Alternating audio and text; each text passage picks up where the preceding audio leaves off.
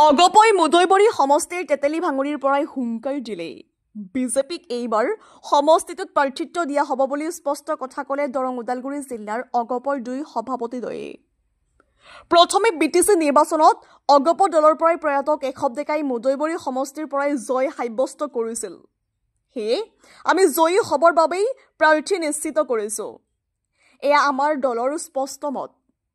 অগপৰ নিৰ্বাচনী সভাত ৩৫ নম্বৰ মুদৈবৰী সমষ্টিৰ মৰাবেগা আৰু বৰদুৱা নেজাৰ ধৰ্মীয় সংখ্যালঘু অধ্যুষিত অঞ্চলৰ ৩ জনপ্ৰতিনিধিৰ উন্নয়নৰ ফুপুলা স্বৰূপৰ কথা উদঙালে ভুক্তভোগী ৰাইজে ক'লে জনপ্ৰতিনিধি আহে ভোট বিচাৰি কিন্তু নাহে উন্নয়ন বিচাৰি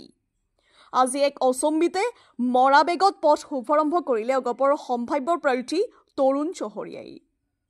ৰাইজৰ প্ৰশ্ন বিগত ৫টা বছৰত কি উন্নয়ন কৰিছিল সাংসদ দিলীপ শইকীয়া বিধায়ক দুৰ্গাদাস বড়ো আৰু ইএম দিগন্ত বৰুৱাই উল্লেখ্য যে অগপৰ প্ৰাক্তন মুখ্যমন্ত্ৰী প্ৰফুল্ল কুমাৰ মহন্তৰ দিনত মংগলদৈ বিধানসভা সমষ্টিৰ প্ৰাক্তন বিধায়ক হিৰেণ দাসে কৰা পথ নিৰ্মাণৰ পিছত আজি অগপৰ সম্ভাৱ্য প্ৰাৰ্থী তৰুণ চহৰীয়াই পথ শুভাৰম্ভ কৰি দেখুৱালে আমাৰ জনপ্ৰতিনিধিৰ উন্নয়নৰ ফুপুলা স্বৰূপ উল্লেখ্য যে মৰাবেগাত গ্ৰাম্য পথ শুভাৰম্ভ কৰি অগপৰ সম্ভাৱ্য প্ৰাৰ্থী তৰুণ চহৰীয়া আৰু দৰং ওদালগুৰি জিলাৰ দুই সভাপতিদ্বয়ে সাংবাদিকক কি বক্তব্য আগবঢ়ালে শুনকচোন কলাইগাঁৱৰ পৰা ভুৱন বনিয়াৰ ৰিপৰ্ট ৰিপাব্লিক আছাম সাংগঠনিক কাম কাজত ভকতপাৰা আঞ্চলিকৰ বিষয়ববীয়াখিনি আমি আজি 15 দিন মান আগতে ইয়াতে আহিছিলোঁ অহাৰ পিছত ইয়াৰে ৰাইজখিনি এটা কথা কৈছিলে যে যেতিয়া আমাৰ ৰাস্তা নাছিলে এই ৰাস্তাটো অসম গণ পৰিষদ দলৰ মানে তেওঁলোকৰ কথিত ভাষাত হাতীয়ে দিয়া আমাক খুব তেওঁলোকে মানে আমাক মান সন্মানেৰে বৰ ধুনীয়াকৈ সেইদিনাখনে আমাক আদৰি ল'লে তেওঁলোকে লোৱাৰ পিছত আমাৰ সভা হোৱাৰ পিছত তেখেতসকলে এটা সৰু আপত্তি আমাক দিছিলে ইয়াতে যে এই ৰাস্তাটোত এখন স্কুল আছে পানী হয় একাঠো বাচ্চা যাব নোৱাৰে তাৰপিছত আমি গোটেই আঞ্চলিকৰ লগত চিন্তা কৰি আমাৰ বয়োজ্যেষ্ঠ আমাৰ সভাপতি গোটেইবিলাকৰ লগত আলোচনা কৰি আমি এই ৰাস্তাটো সামান্যতম অকণমান মাটি পেলাই ৰাইজৰ যাতে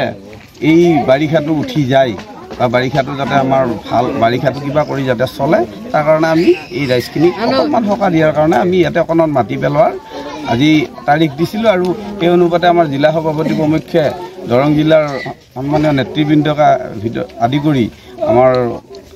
ভকতপাৰা আঞ্চলিকৰ বিষয়ববীয়া সমন্বিতে আমি গোটেইবিলাক আজি আহি ইয়াতে উপস্থিত হৈছোঁ আৰু ৰাইজক আমি কৈছোঁ যে প্ৰতিশ্ৰুতি নহয় গণ পৰিষদ দলৰ প্ৰতিশ্ৰুতি নহয় কাম আমি কাম ৰাইজক প্ৰথম আহিয়ে আমি দেখাই দিছোঁ এটা সংযোজিত হৈছোঁ আমি কামৰ দ্বাৰা আমি ভোটৰ নিৰ্বাচনী আমি সভাত ডাঙৰ লেকচাৰ দি আমি ইটো কৰিম সিটো কৰিম বুলি আমি প্ৰতিশ্ৰুতি যোৱাৰ তোলাৰ পৰিৱৰ্তে সাংগঠনিক কাম কাজত আহি ৰাইজৰ যেতিয়া অভাৱ অভিযোগৰ আমি খবৰ লৈছিলোঁ লৈ আমি এই অভাৱ অভিযোগটো সামান্যতম আমি এটা তেওঁলোকৰ মানে সকাহ দিয়াৰ কাৰণে আমি এইটো লৈছোঁ আৰু এই আমি প্ৰতিশ্ৰুতি আমি নিদিওঁ আমি কাম কৰি দেখাম তাৰে এটা চিনাকি মাত্ৰ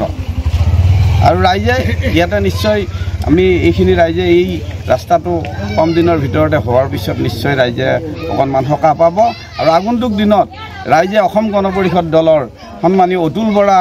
সন্মানীয় কেশৱ মহন্তদেৱৰ নেতৃত্বত যিটো অসম গণ পৰিষদৰ যিটো আমাৰ বিৰামহীন যাত্ৰাত তেওঁলোকো আমাৰ লগত সংগী হ'ব বুলি তেওঁলোকে ঘোষণা কৰিছে সন্মানীয় আমাৰ সাংবাদিক বন্ধুসকল আমাৰ বৰ্তমান স্থিতি আজি আপোনালোকে দেখিছে এয়া আজি আমি এখন নহয় এই দ্বিতীয়খন এখন সভা গতিকে এই সভাতেই আপোনালোকে গম পাইছে যে আমাৰ যিটো অগপৰ প্ৰতি অসম গণ পৰিষদ দলৰ প্ৰতি ৰাইজৰ যিটো সঁহাৰি আমি আচলতে উৎফুল্লিত হৈছোঁ আৰু আজি আমাৰ মাজত আমি দুয়োখন জিলাৰ সভাপতি মাননীয় দৰং জিলা সমিতিৰ সভাপতি কমলেশ্বৰ বৰুৱা ডাঙৰীয়া আহিছে কেন্দ্ৰীয় সমিতিৰ সম্পাদক আমাৰ ৰমেশ ডেকা ডাঙৰীয়া আহিছে আৰু আমাৰ দলৰ অন্যান্য সমষ্টি কমিটি বিধানসভা সমষ্টি আৰু জিলা সমিতিৰ বিষয়ববীয়াসকলো আহিছে আৰু আমি পৰ্যায়ক্ৰমে আজি আমাৰ এখন ভোট সমিতি আচলতে আমি ভোট সমিতি গঠন কৰিলোঁ আৰু ৰাইজৰ যথেষ্ট সমাগম দেখিলোঁ আমি আশা ৰাখিছোঁ আমাৰ যিগৰাকী প্ৰাৰ্থী আমি প্ৰক্ষেপ কৰিছোঁ আমি জয়লাভ কৰাটো আমাৰ 100% আমি আপোনালোকৰ আগত ক'ব পাৰোঁ গতিকে আমি আশা ৰাখিছোঁ পৰৱৰ্তী পৰ্যায়ত আমাৰ যিবিলাক সভা সমিতি হ'ব আমি এই ধৰণে আমি আগবাঢ়ি যাম বুলি আশা ৰাখিছোঁ যিকোনো খবৰ আৰু বিজ্ঞাপনৰ বাবে যোগাযোগ কৰক 7896121996 লগতে 7002537271 আৰু 9854011916